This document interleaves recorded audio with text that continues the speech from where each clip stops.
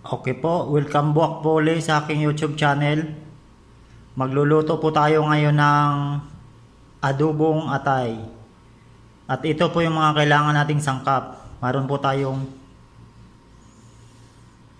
atay ho dito, sibuyas, black pepper corn, asukal po, minced garlic, bay leaf, powder chili, ground black pepper at saka suka, toyo, tsaka asukal po. Tsaka mayroon din po tayong oil pang sauté po. Tsaka ang una po natin gagawin, imamarinate po natin yung atay natin para mawala po yung lansa niya. Okay po, sisimulan na po natin pag-marinate niya. Unang-una po, ilagay po natin tong atay natin.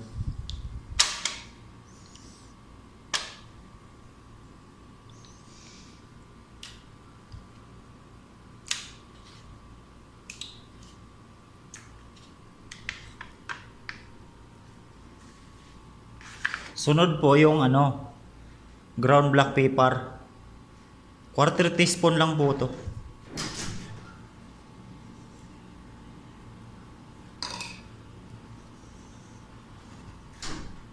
Tsaka chili powder. Quarter teaspoon din po.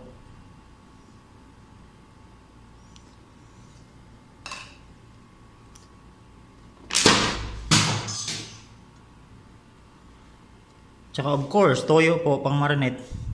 Kunti lang po, mga 1 tablespoon.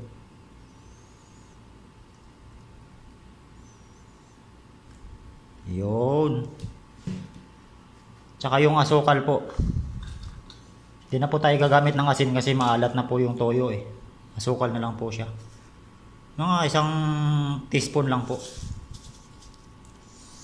Ito po yung sikreto niya para mawala po yung lansa. Kailangan po i-marinate. Kasi malansa po yung atay. Kailangan i-marinate muna ito ng mga ilang minuto bago po natin is saute. Ito po yung sikreto paano pasarapin yung adobong atay mga tol. Ayan, nahalo ko na po siya.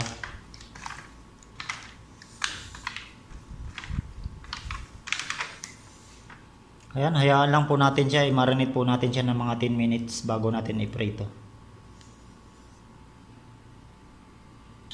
At makalipas po ang 10 minuto, isusuti na po natin. May nilagay na po akong mantika dito.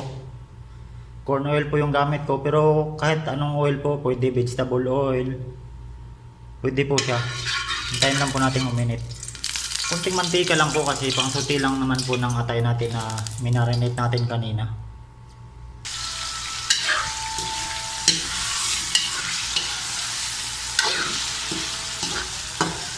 Ito na po siya, naka-marinate na po, naka-suti na po. Ito po yung sikreto ng adobong atay natin para mawala po yung lansa niya.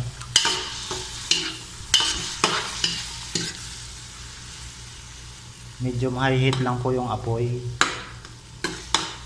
Hintayin lang po natin na mag golden brown at ready na po itong second step po natin para lagay na po yung mga ingredients natin.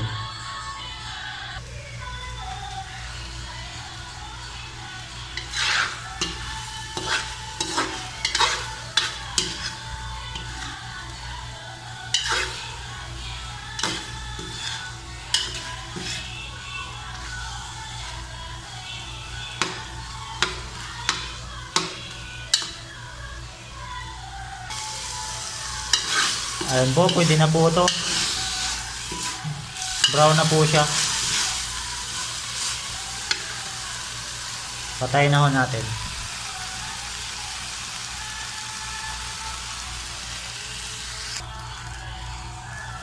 Hindi na po kailangan hugasan natin. Lalagyan po natin ng konting oil para isaute po natin yung garlic natin.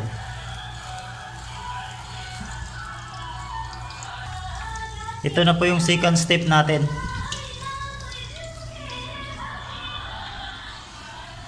Saute na po yung garlic.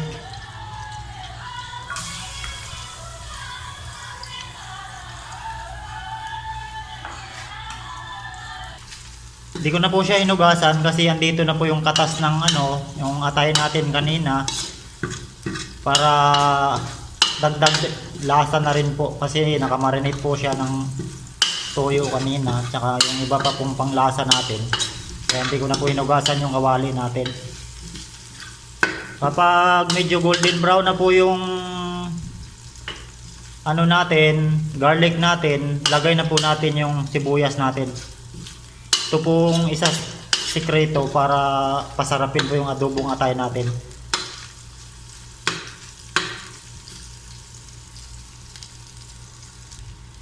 Ayun na po, pwede na po to. Medyo golden brown na po siya. Tsaka naamoy ko na po yung bawang. Amoy pa lang po, ulam na po. Isa po to sa sikreto para pangpasarap ng adobo natin, natay. Isusunod ko na po yung sibuyas natin.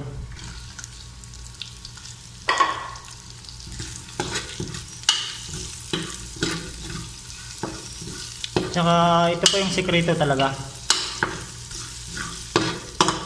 Kung wala po nitong mga ingredients na to, hindi po sasarap yung kahit anong lutuin, lalo na yung adobo. Yung sibuyas po natin naka-slice lang po ng ano, pino. Kapag luto na pong sibuyas, ilalagay na po natin yung yung nakasuti kaninang atay. Nahintayin lang po natin maluto yung sibuyas natin. Medium high heat lang po siya. O ito po, sa parting punto luto na po yung sibuyas natin. Ilalagay na po natin yung atay natin na suti natin kanina para na dagdag lasa. Ito na po.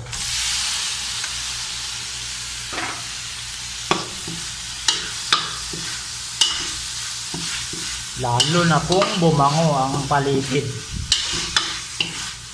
kasi medyo luto na po yung atay kanina kasi naka na nga po, nakaprito, nakamarinate pa po siya. Isa po sa nakadagdag ng lasa niya.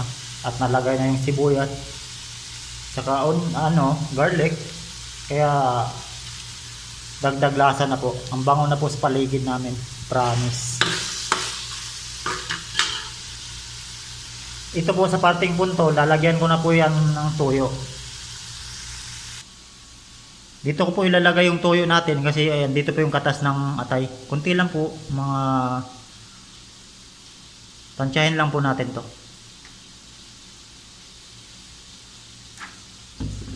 Ayan, tapos ilalagay na po natin sa dito.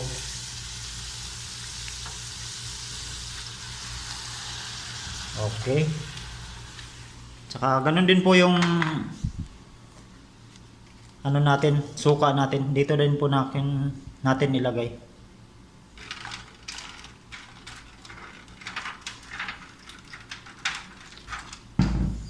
At saka tips lang po, mas marami po yung toyo kaysa suka.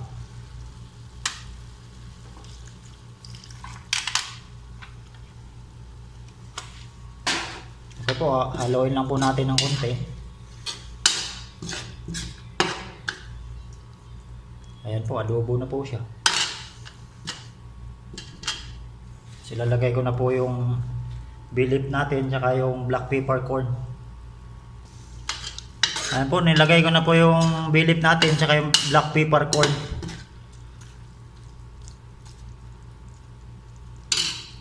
Tsaka hindi na po ako naglalagay ng asin ito kasi maalat na nga po yung toyo. Asukal na lang po ilalagay ko. Mga 1.5 teaspoon lang po na asukal. Ito po, 1.5 teaspoon na asukal.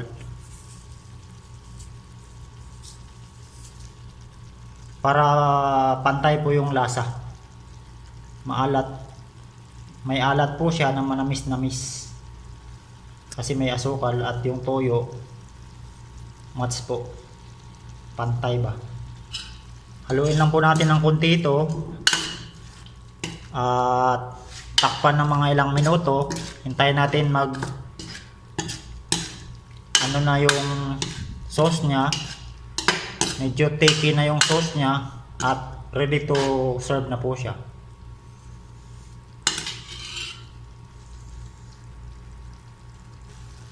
Ito na po siya. Tikman na po natin.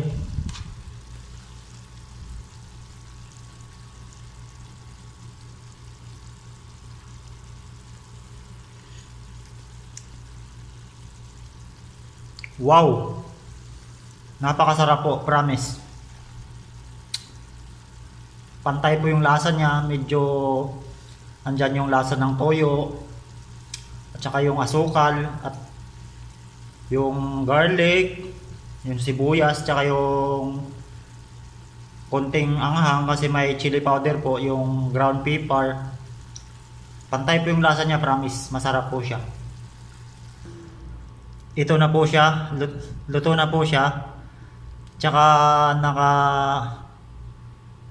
simmer na pong sauce niya, taken na po. Kaya pinatay ko na po yung apoy. Ready to serve na po siya. Okay po guys, ito na po yung adobong atay natin. Napakasarap po niya. Tingin pa lang po, ulam na. At match na match po to sa mainit na rice. Talagang mapaparami kayo ng kain. Promise, napakasarap po. Madali lang po siyang gawin.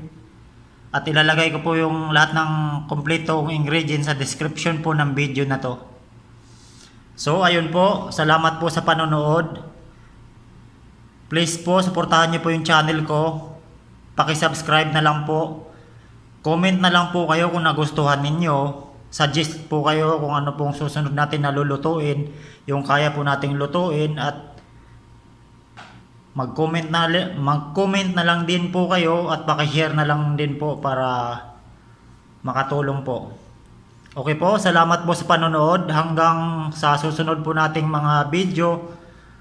Salamat po. Bye-bye.